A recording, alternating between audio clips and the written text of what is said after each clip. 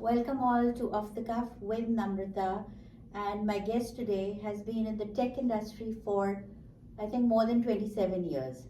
Her personal vision statement is I live an expansive, joyful, and open life rooted in happiness and health so I can fully show up for the people in my life today and for those I've yet to meet, but I am meant to support. She is sowing the seeds of change, I'll say, trying to make a level playing field for young women in tech through her nonprofit called Dandelion and a program called Seeds, which stands for Social Empowerment and Educational Development for Students. So, welcome Archana to Off the Cuff. Thank you, Namrita. This is a great opportunity to meet this community here, and it's an honor to be here. My pleasure, and a lot to know about you and your, this incredible program that you've started for young women. But tell me first about your experience as a woman in tech. It's more than 27 years, and what are you truly enjoying about your career to have such longevity? Because a lot of women give up their careers for certain reasons. So, a little bit about that.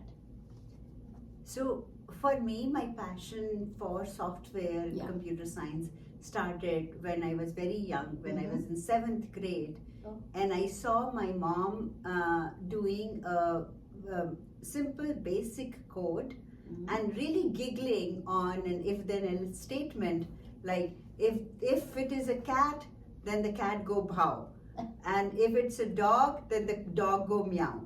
So she was thrilled on this if-then-else statement that how the computer is so dumb. I saw the happiness for a woman who was a housewife through this simple line of code which one of my uncles made her write. And then since then, I thought this is the area and the field where I want to be. I took computer science classes in my high school. I pursued it in my bachelor's and did my master's in computer science. So, and I really like the subject, and I like the newness of the subject, which has not died down even till today in 27 years. And that's what makes me stay in the field, and I encourage many people to come to my field. Yeah, I think, this field keeps evolving, and especially you being here in the tech industry and Silicon Valley itself, it's a hub of innovation. So for you, I think it's even more exciting to, as far as technology is concerned. And we were talking earlier, and you said that there are only around 20% of women in tech, right?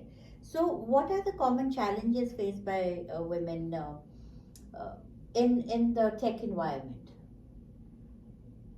Yes, it is true that it's even less than 20% in many companies that I would say. Okay. But keeping the numbers apart, when you ask for what are the challenges that the women in tech face today, I think the biggest challenges is that the voice inside us, which somehow tells us that should we do this or should we not do this? That doubt that stays for a long time.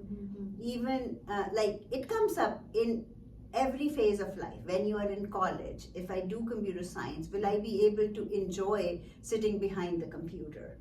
So to when you are a young mom thinking, should I actually be able to do a full-time job or not? Which job will be better than this kind of a flexible job which allows you to work from anywhere? Right. You can take vacation, you can take your computer, and you have everything that you need. It's a simple job, and it's great. Okay. I love the way you put it, because generally, everybody thinks, oh, it's a high performing job, and you have deadlines to meet.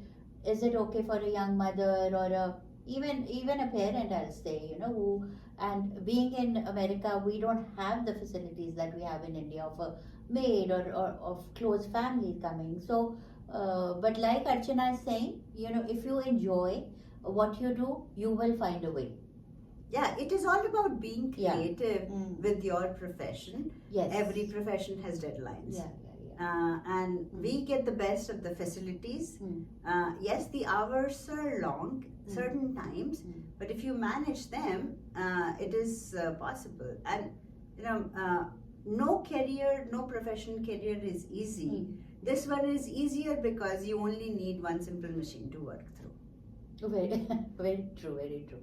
Yeah, but like you're saying, if there are less than 20% women, how is the environment different for women in tech? Or if you've seen in a meeting, and what do you encourage the women to do more, which you think they lack?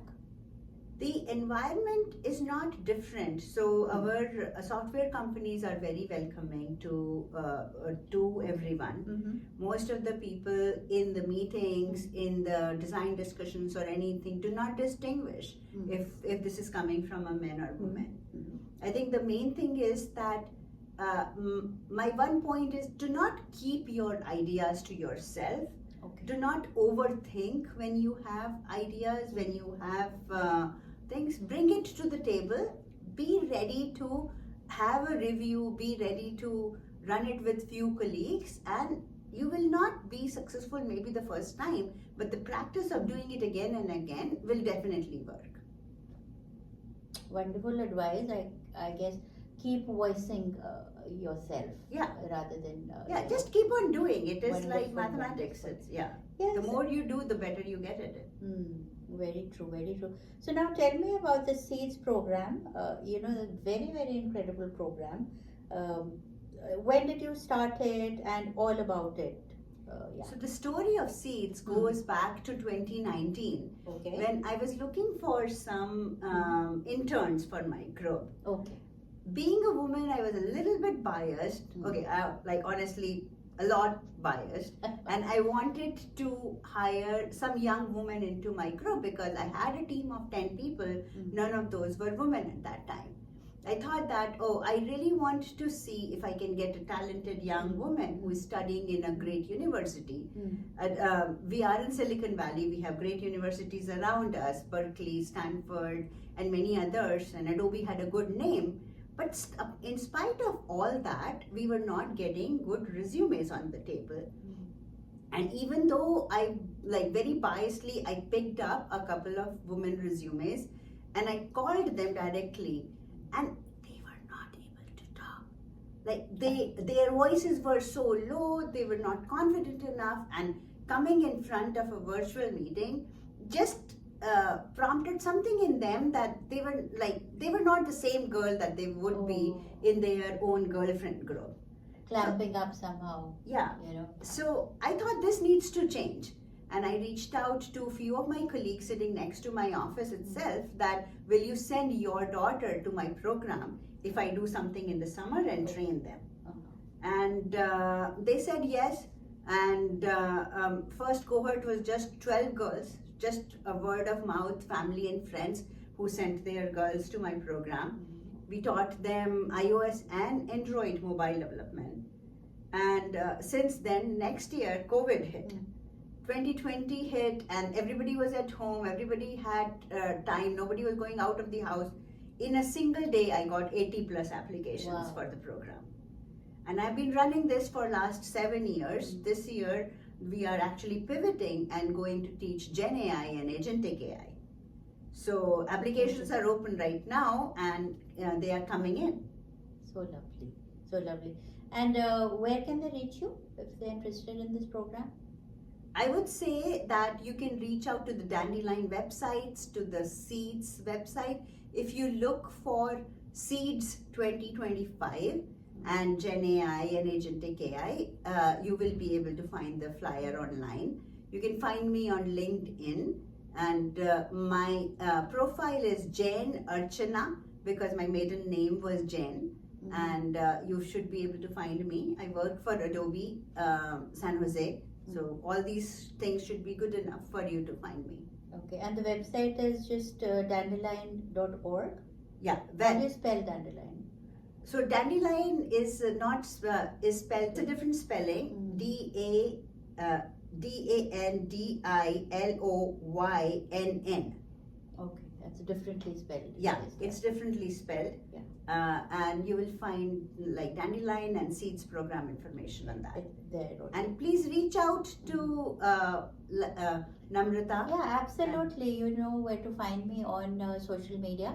You can reach out to me and I can forward your information to Archana. Like she's saying, it's a incredible program, you know, for young women in tech, I have to say. So take this opportunity and, you know, utilize it if you have a passion for computer science. If I were to say one more thing, that in this program, you we also use a design thinking framework so that you can use a structured framework designed by Stanford University to create your capstone projects. And we do Shark Tank like pitch in the end with cash prizes waiting for people if they want to join, and open for all girls who are rising juniors today in undergrad. Okay. And I know you know, have participants from all sorts of universities like MIT, Princeton, you know, Cornell, UC Berkeley, Duke University, so many, and such prestigious universities, I have to say. One more question that came to my mind was, it's a 10-week program, right? Yeah. Yeah, and it's all on Zoom because obviously. Yeah, it's a virtual program. It's so a virtual luckily, program. yeah, it's been virtual and we have been able to run it non-stop even in COVID years. And what kind of apps do they usually make? Do they decide what they have to do, and how do you cluster them in teams according to you know, their ability? How do you do that? Very good question. So, because we are doing it in a non-profit and we want to empower, and we are all a women community here, we try to make apps which are socially useful. So, in the very first years, the girls made apps which were focused on climate change, like recycling awareness, or how can we use different public transportation options, and how to have a central place where the information was available to them. They made sustainable recipe apps. They made some fun apps, like in the college you have long lines in which you have to stand and during the tests you do not have 1.5 hours to stand in a line to get lunch. So how they can create a queue system, and now their university is using that app. So lovely. So yeah, they're like all over, but one simple criteria is that make it socially useful. Even if it's a game that teaches you something, it should be for a bigger cause. Wonderful, and they are trying to solve their own problems, right? Yeah. So it's very realistic, and they can use it. Very true. Because what you know, freshmen and juniors face is you know, difficulties in transportation, food, and you know, the things that they're working on. So that is amazing. So you say that you've been doing it for 7 years now. I'm sure there must be very many stories that you can share. So any impactful story from this program that you'd like to share? Yeah, there are many. So when these girls join, I do an introduction session with them in the starting. And the way the young adults are these days, that you know, this is not just another academic session for them. They come and make friends for life now. Like, you know, from the very first cohort, I see them on LinkedIn talking to each other even after 6-7 years. I had one girl who used to stutter when she started. And she did not really speak up much, but when she saw the safe environment where we were about 45 women in a virtual room, and everybody was like each other at some level, we are all common, and she felt comfortable slowly, and in the end her pitch was so good that we awarded her the best communication award. Wow. I have people joining who wear hijabs because we have people from Jordan, our team joins there. And it's so wonderful to see these girls jumping and these girls, you know, participating, which they won't do in an environment where there is a lot of competition. So that's my aim, that give them a safe space give them opportunity to learn the latest technology, and contribute. That technology can be used for making something good. Yeah, I can see the passion in your voice when you're talking about this program. And I had heard you one time earlier when our common friend Sheetal had introduced, and you were talking about it. Wonderful work, Archana, I have to say, and thank you from the entire community, and especially for young women in tech. I can see it that you're very confident, you're very empowered. So, what made you pay it forward? One that, I had gone through this myself. When I was 20 years old. We did not have many role models that we could look up to. So that remembrance that when you are 20 and when you are confused, and can there be people that these young, like girls who are there today, can they look forward to somebody and can talk out about their career options, about what they want to do? The same thing that I do in the office, that there are young moms in there. Yes. They want to see people who have gone through a career in which they are currently in. Yeah. So I try to be there for them. You heard my mission statement. I want to be there for people, whether they are the young moms in my office or these 20-year-olds. And that's what completely motivates me all the time to give back. Yeah, and like you said, you are showing up every day, and you're giving yourself to these, to your job, and to these young girls to look up to.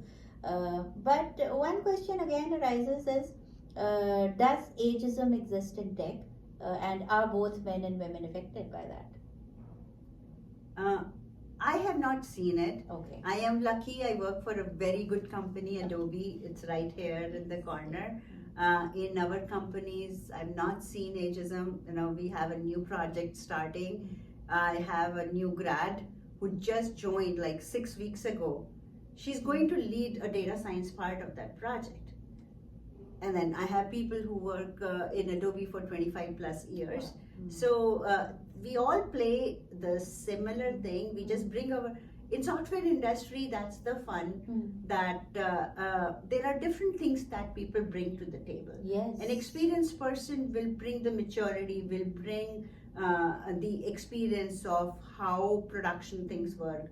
A newcomer will bring in the energy and sometimes the skills these days. Yes. Even the skills newcomers are bringing. There is no ageism. Yeah. So everybody has a seat on the table, I'll say. And if you bring your talent and if you bring your passion, you will be a great team member, I have to say. So wonderful talking to you. A little bit of time, we do have some time. A little bit about your organization, Dandelion, which you talked about. It was more about built around raising awareness around climate change and everything. So anything you want to share about it? Yeah. So the two young girls, one was my daughter and one my friend's daughter. Okay. Shreya Indup was her name, and my daughter's name is Ujasvi Chaudhary. Okay. They started this when that they wanted to do something to raise climate change awareness. Okay. We did walkathons, we did dance shows, we did other kind of fundraisers in which we sold T-shirts or community booths, and the girls did a lot of things, and now both of them are in college, getting ready to enter into a professional field. And so while they were in college, I thought I have passion to do something about the young women. So we have pivoted the organization to now focus on the education of the young women in tech. And we're still open to projects if there are any for climate change. And if there are young kids who want to bring up their projects and want a non-profit umbrella, we will support them. So wonderful. Last question, you've had such a wholesome and healthy career in tech. Any inspirations and any takeaways? My takeaway is stay persistent, stay there. Show up for yourself. I think that's the biggest thing. There are, as women, we tend to find it easy to show up for others, but it is also important to show up for yourself.